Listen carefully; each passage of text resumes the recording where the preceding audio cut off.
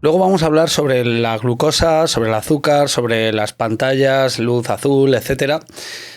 Pero antes de pasar de ahí, has comentado antes el estado emocional de las personas que llegaban a ese estado final, a los paliativos o a presentarse a un estudio que pudiera incluso salvarles la vida en última instancia.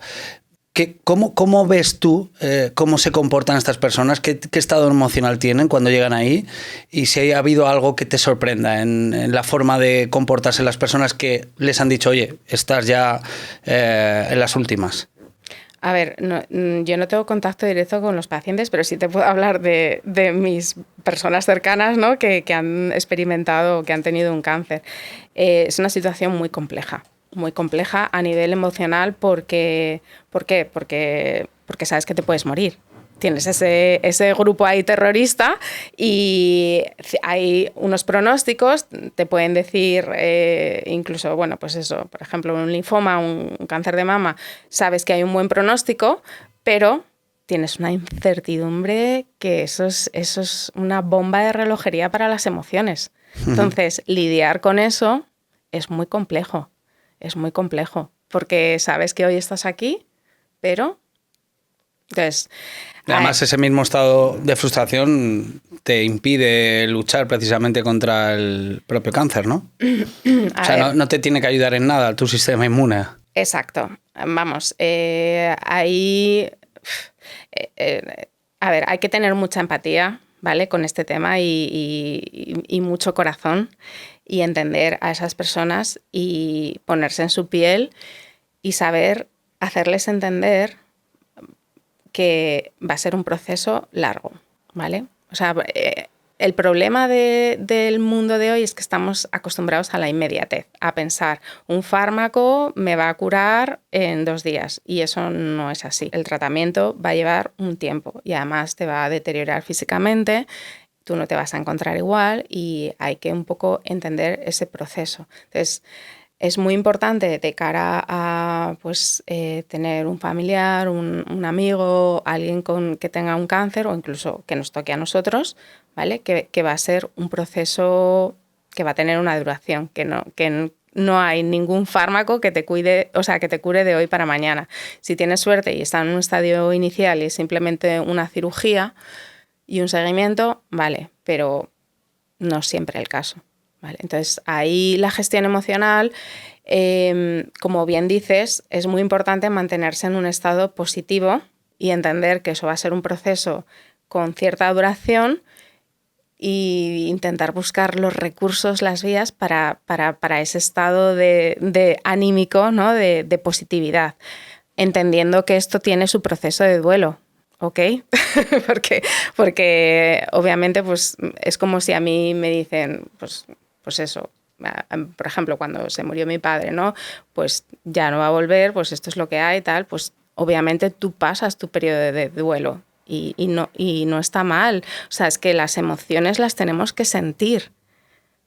Y esto o sea, también es un poco un mensaje erróneo de la sociedad de que parece que siempre tenemos que estar bien y con la dopamina a tope. Si tú le haces un examen a un corazón, tiene una serie de curvas que suben y bajan, son unos altibajos. Eso quiere decir que el corazón está vivo. Si tú ves una línea recta, quiere decir que el corazón está muerto. Entonces, la vida es eso.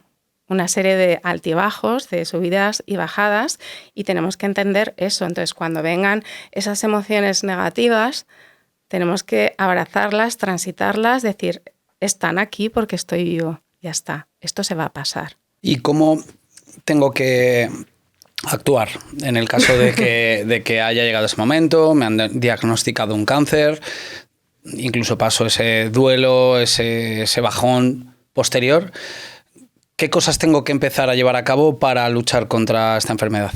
Pues la primera línea de actuación es un tratamiento químico. O sea, quiere decir, ya sea inmunoterapia o quimioterapia, etcétera. Entonces, hay que ir a un hospital, obviamente, y que te lleve un oncólogo, ¿vale? A partir de ahí, como decía antes, para mí un buen tratamiento es a nivel holístico.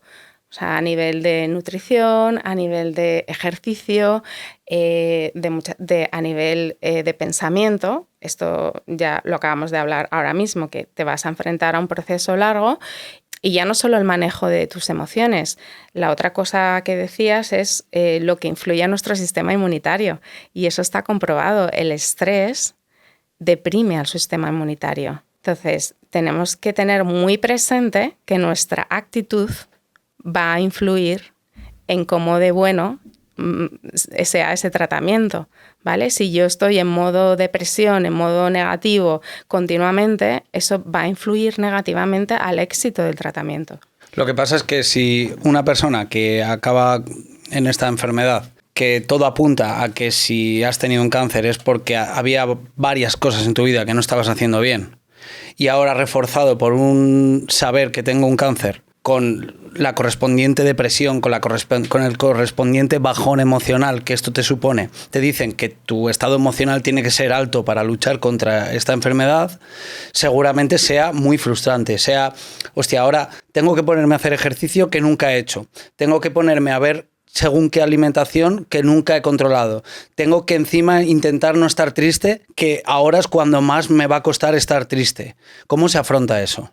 Claro. Y te doy totalmente la razón, y por eso muchas veces tenemos que tener mucho cuidado con la información que vemos en las redes sociales de hay que hacer esto y esto y esto, y al final la gente termina estresada, perdida, ¿vale? Entonces es muy importante ir poco a poco, empezando a integrar pequeños cambios que a ese paciente no le supongan un estrés.